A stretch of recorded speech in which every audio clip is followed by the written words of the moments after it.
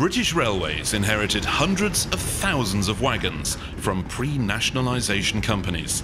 It set about building just as many for itself.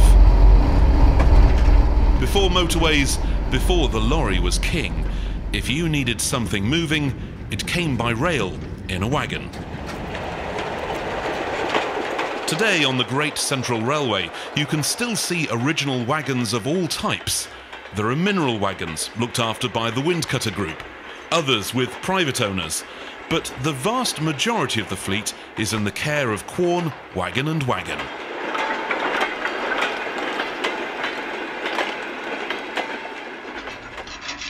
Nick Tinsley knows his rolling stock. Carriages, wagons and curiosities. He either owns one or knows its story. I've got about 94 vehicles. This is a Medfit. They built three types of general merchandise open wagons, and in its simplest form, in the wooden form, there was a one plank, that was a low fit, a medium fit or a med fit was a three plank, and a high goods or a high fit was a five plank. Unless of course it's a Great Western one, and it'd be 5.5 plank.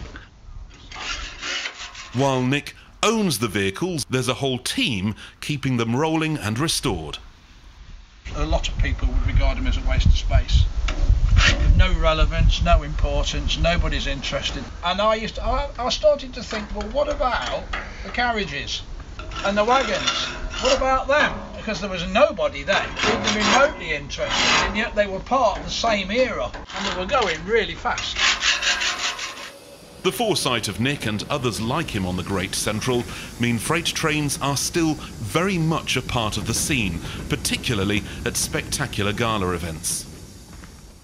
The latest arrival for restoration is a 1962-built van, donated by East Midlands Railways from their Neville Hill depot. I went and saw a really, really nice guy there, and he looked at what we do. I went and had a look at it, and he said, "What do you think?" And I said, "I think it'd look nice with our van tray." And he says, "Well, hang on then." It might look like there's a lot to do, but this is a comparatively straightforward restoration. A roof, because it's gone, a floor, all new sides, all new doors. We've done this on several box vans, and we've also re-wheeled grounded bodies. We've got none of that to worry about here. It makes just reboarding this quite simple. Most of them are in original condition. Very few have been altered. It's coaching stock that tends to get really altered. Apart from being yellow, this is as built. So it will go back as built. It was the last van of its kind on the network.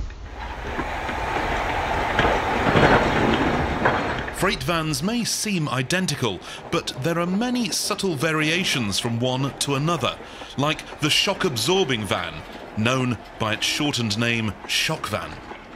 There was a designer van that was ventilated, with a 5-foot wide doorway and either planked or plywood sides. That design developed into a version with a 9-foot wide doorway, and they were known as Van Wides.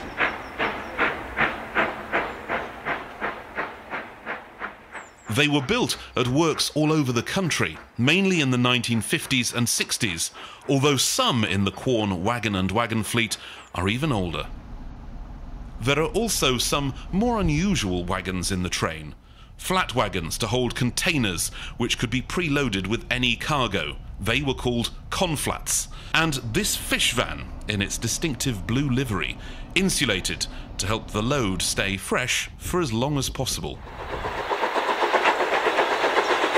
Besides the van train, the group can also put together a handsome set of ballast wagons, and there are the beginnings of an oil tanker train. The vehicle they use as a base is also unusual. Test Car 2 was used by British Rail to assess the brakes of different designs of vehicles. It has a mess room inside, a meeting room, and also still houses a generator and compressor. We can fire her up.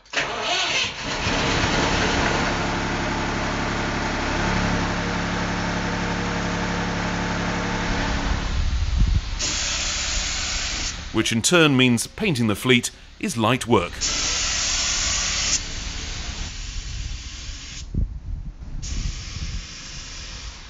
But there's still time for attention to detail. chalk on the back of the paper, draw around the letter, and then when you move the template out of the way, you're left with a chalk line. And then that's what we paint to, or what I paint to. For something like this, it's about an hour and a half to mark it all up, which, if doing it the older way, would be pretty much a day. I used to do it the traditional way without making pre-made templates. It'd take me 2 days to do a wagon, 1 day to mark it out and 1 day to sign write it. But now I can do all the processes in 1 day, just by printing it all out in one go. And now I've done, I don't know, probably 50 or 60 wagons. I used to be in the ops department, and at the end of the day I'd be knackered and go home, and that'd be it. Lay on the sofa and go, what have I achieved? But now, what have I achieved? Well, there's a brake van, there's a tank wagon, there's 2 conflats, and there's 2 containers, a fish van, 17 odd box vans, this mineral, that test car. My achievements are around us. Fueled by copious cups of tea and camaraderie, the Quorn Wagon and Wagon Group always have plenty to do. Their work might roll past your eyes in seconds, but together with other rolling stock teams on the line, they're ensuring the humble wagon doesn't get forgotten by future generations.